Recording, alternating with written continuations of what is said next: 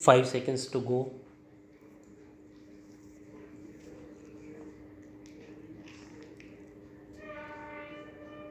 Start. The ground of manifest arbitrariness is also available for examining the validity of a legislation.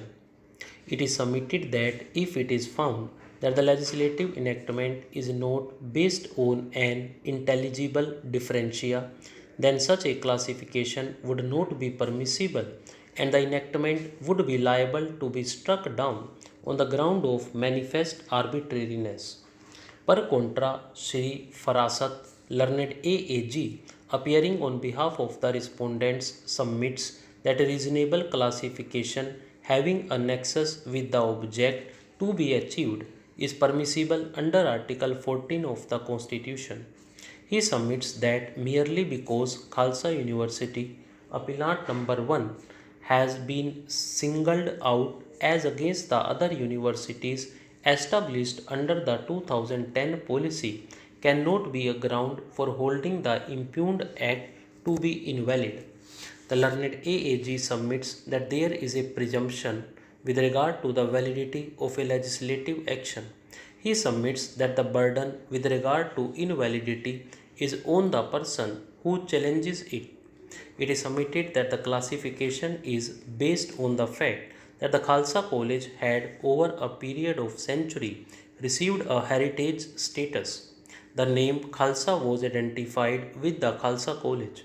He submitted that the establishment of Khalsa University tinkered with the heritage status of Khalsa College.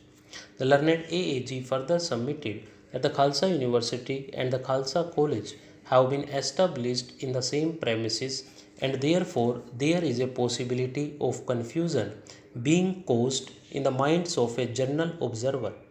He further submitted that it was over a period of time the Khalsa College had earned a huge reputation and was playing a leading role in Punjabi socio-religious society.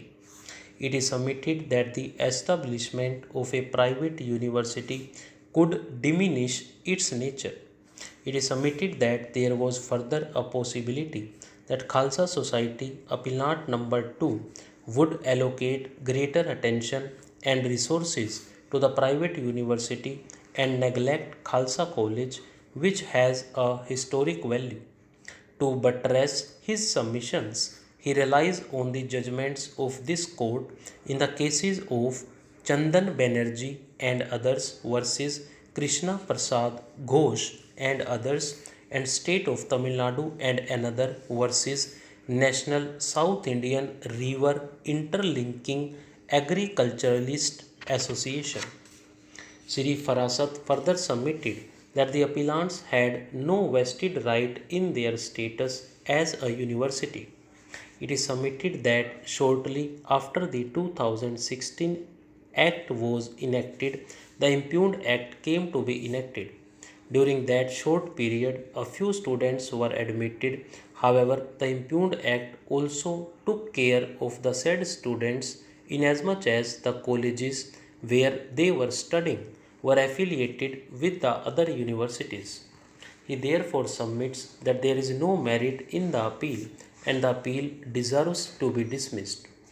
The facts in the present case are not in dispute. The Government of Punjab Department of Higher Education had come up with the 2010 policy.